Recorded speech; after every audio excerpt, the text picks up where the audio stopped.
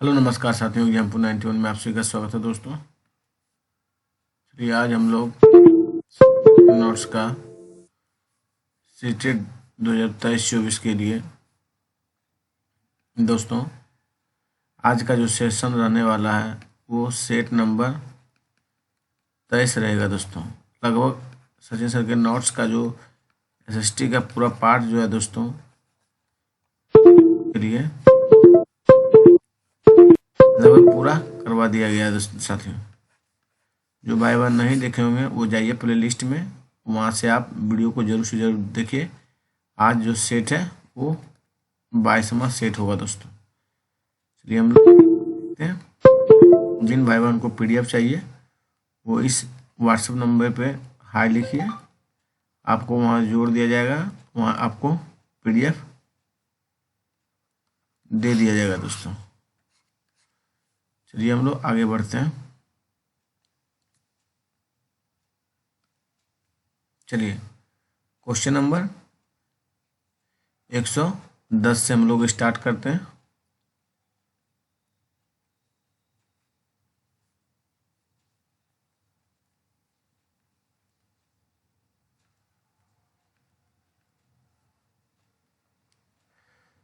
चलिए 110 क्या बोला जा रहा है। मुगलों के अधीन वस्तु विकास से संबंधित निम्नलिखित में से कौन सा प्रश्न आलोचनात्मक सोच कौशल को बढ़ावा देता है दोस्तों। तो भारत में मौजूद वास्तुकला शैलियों में मुगलों ने कैसे योगदान दिया दोस्तों। ये आलोचनात्मक सोच कौशल को बढ़ावा देता है दोस्तों। क्या देता है? भारत में मौजूदा वास्तुकला शैलियों में मुगलों ने कैसे योगदान दिया है। चलिए क्वेश्चन नंबर 111 देखते हैं।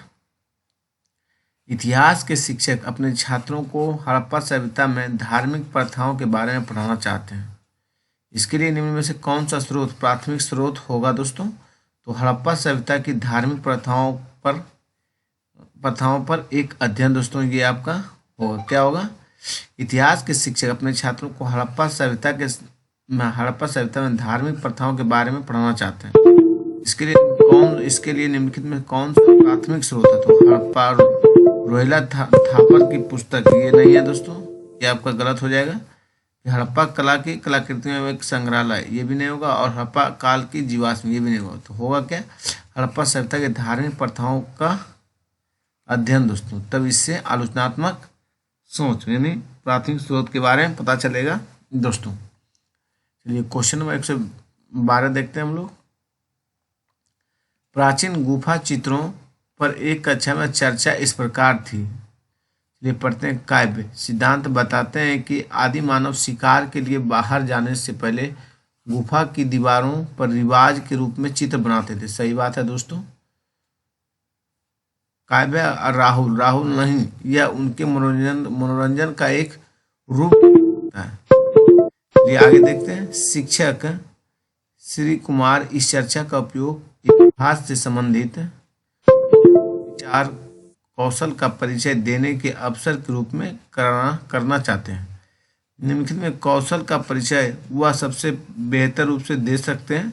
तो साक्ष्यों का मूल्यांकन के दोस्तों। ये सब जो आदि मानव लोग जो करके रखे उन्हीं का साक्ष्य के द्वारा पता चलता है कि ये आदि मानव की गुफा चित्रों का शैल चित्रों का वर्णन है दोस्तों। निर्णय करना ये सब गलत है, आपका फिर तुलना करना ये भी गलत है, कालानुक्रमिक सोच ये भी गलत है, लेकिन साक्ष्यों का मूल्यांकन हो जाएगा दोस्तों। क्वेश्चन नंबर 113 देखिए। वे लोग जो मध्ययुगीन अदालतों में पांडुलिपियों की प्रतिकृति बनाते थे उन्हें क्या कहते थे। तो लिपिक कहते थे दोस्तों। एक बार फिर से पढ़िए। वे लोग जो मध्ययुगीन अदालतों में पांडुलिपियों की प्रतिकृति बनाते थे उन्हें क्या कहते हैं? लिपिक कहते थे। क्या कहते थे? लिपिक। क्वेश्चन में 114 देखिए। 114 क्या बोला गया है? ऊंची ज्वार जो है नौ संचालन में सहायक होता है। सही बात है दोस्तों। उच्च ज्वार जल स्तर को तट की ऊंचाई पहुंचाते हैं, जो जहाज को बंदरगाह तक पहुंचने में सहायक होते हैं। आपका ए भी सही है और आर भी सही है दोस्तों, व्याख्या भी सही है आपका। चलिए हम लोग क्वेश्चन नंबर 115 की ओर बढ़ते हैं। 115 में क्या बोला गया, ए और आर कथनों को पढ़िए और सही विकल्प का चयन कीजिए। ये देखिए ये क्या बोला गया, साप्ताहिक बाजारों में सामान सस्ता होता है। सही बात है दोस्तों, साप्ताहिक बाजार में ज़्यादातर दुकानें एक जैसे सामान बेचती है, अतः ज़्यादा प्रतिस्पर्धा होती है। इसी कारण साप्ताहिक बाजार में सामान सस्ता होता है। ए और आर दोनों सही है और आर सही व्याख्या कर रहा है, एक ही दोस्तों आपका एक सही है। ये क्वेश्चन में 116 देखते हैं, कौन सा मौलिक अधिकार का प्रयोग का उदाहरण नहीं है पूछा दोस्तों, निगेटिव खोजना। देखिए बिहार के मजदूर खेतों पर काम करने पंजाब जाते हैं दोस्तों, ये आपका सही है दोस्तों, पॉजिटिव है। ईसाई मिशनों ने, निगेटिव खोजना है लेकिन दोस्तों ध्यान दीजिएगा, ईसाई जो मिशनों से मशीनरी स्कूलों की एक श्रृंखला स्थापित की, ये भी सही है। पुरुष और महिला सरकारी कर्मचारी के समान वेतन और भत्ते मिलते हैं, ये पॉजिटिव है दोस्तों। पैतृक संपत्ति उनके बच्चों को विरासत में मिलती है,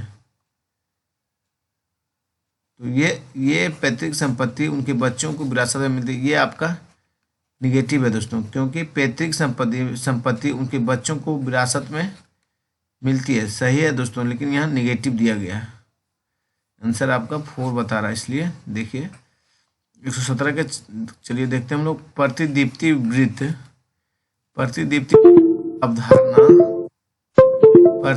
वृत्त की अवधारणा प्रशिक्षण प्रक्रिया शुरू करने से पहले निम्नलिखित में कौन सी अवधारणा को समझाना आवश्यक है दोस्तों। तो कक्षीय समतल तो नहीं होगा, पृथ्वी के अक्ष भी नहीं होगा, लेकिन आपका पृथ्वी के घूर्णन होगा, पृथ्वी गोलाकार आकृति, ये दोनों सी और डी आपका सही होगा दोस्तों। क्योंकि देखिए प्रतिदीप्ति वृत्त की अवधारणा पर शिक्षण प्रक्रिया शुरू करने से पहले निम्नलिखित में कौन सी अवधारणा को समझाना आवश्यक है दोस्तों। तो पृथ्वी का घूर्णन और पृथ्वी का गोलाकार आकृति दोस्तों, आपका सी और डी सही है दोस्तों। चलिए हम लोग क्वेश्चन में 118 देखते हैं। 118 क्या बोला गया है,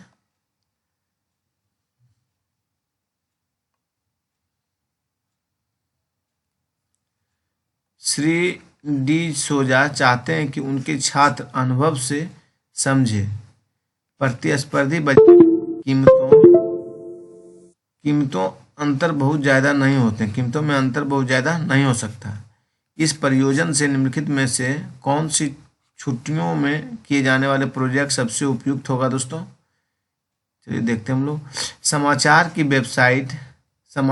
वेबसाइटों से पिछले कुछ वर्षों में 1 लीटर पेट्रोल की कीमत एकत्र करने और उन आंकड़ों का एक ग्राफ बनाना दोस्तों।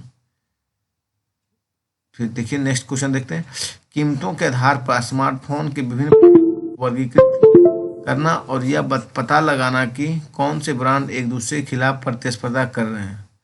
सब्जी के साप्ताहिक हाट पर जाकर विभिन्न विक्रेताओं से गोभी की कीमत पूछना और जूते के साप्ताहिक बाजार पर जाकर हर दुकान में कुछ प्रकार के जूतों की कीमत लिख कर लाना दोस्तों। आपका 3 सही है दोस्तों, क्योंकि क्या बोला फिर देखिए, श्री डी सोजा चाहते हैं कि उनके छात्र अनुभव से समझे कि प्रतिस्पर्धा बाजार में कीमतों में अंतर बहुत ज़्यादा नहीं हो सकता है। इस परियोजना में निम्नलिखित कौन सा छुट्टियों में किया जाने वाला प्रोजेक्ट सबसे उपयुक्त होगा। तो सब्जी के साप्ताहिक हाट पर जाकर विभिन्न विक्रेताओं से गोभी की कीमत पूछना दोस्तों, ये सबसे सटीक प्रयोजन होगा दोस्तों। क्वेश्चन नंबर 119 देखिए, 119 में क्या बोला है, ये देखते हैं हम लोग। निम्नलिखित सामाजिक विज्ञान प्रश्नों में से कौन सा विद्यार्थियों में समालोचनात्मक चिंतन को विकसित करने का अवसर प्रदान करता है। देखिए, पंचायत और ग्राम प्रशासनिक अधिकारी पटवारी का कार्य एक दूसरे से किस प्रकार संबंधित होता है। फिर देखिए, आपके अनुसार ग्राम सभा का एक क्या महत्व है। क्या आपको लगता है कि ग्राम सभा की बैठक में सभी सदस्यों को भाग लेना चाहिए। और ग्राम सभा ग्राम पंचायत में क्या अंतर है, सही विकल्प चुनना है दोस्तों। तो आपका सी गलत है दोस्तों। पंचायत को ग्राम प्रशासनिक अधिकारी पटवारी को कार्य एक दूसरे के किस प्रकार संबंधित होते हैं, समालोचनात्मक चिंतन का विकसित करने का अवसर है दोस्तों। और आपके अनुसार ग्राम सभा का क्या महत्व है, क्या आपको लगता है कि ग्राम सभा में बैठक में सभी सदस्यों को भाग लेना चाहिए? क्यों? ये आपका क्रिटिकल थिंकिंग है, सोचने की क्वेश्चन है दोस्तों, सोचन शक्ति को बढ़ावा देता है। ए और बी सही है दोस्तों। चलिए 120 देखते हैं। 12वीं शताब्दी के निम्नलिखित में से किस शिलालेख में रथकारों रथ निर्माताओं की स्थिति पर विचार कीजिए? तो उइया कोंडन उदेगार है दोस्तों। क्या है? 12वीं शताब्दी के निम्नलिखित किस शिलालेख में रथकारों यानी रथ निर्माताओं की स्थिति पर विचार कीजिए? उड़िया कोनन उदयार है दोस्तों। चलिए हम लोग क्वेश्चन नंबर 121 देखते हैं। 121 में क्या बोला गया? नीचे दिए कथनों को पढ़िए और बी सी को पढ़ें और सही विकल्प का चयन करें। 19वीं शताब्दी में नए शहरों में मजदूरी की मांग बढ़ी। सही बात है दोस्तों। गांव और कस्बों की अपेक्षा धनी लोग शहरों में गलत है दोस्तों। गांव और कस्बों में अपेक्षा के धनी लोग शहरों में मजदूरी के लिए जाने लगे, ये गलत है।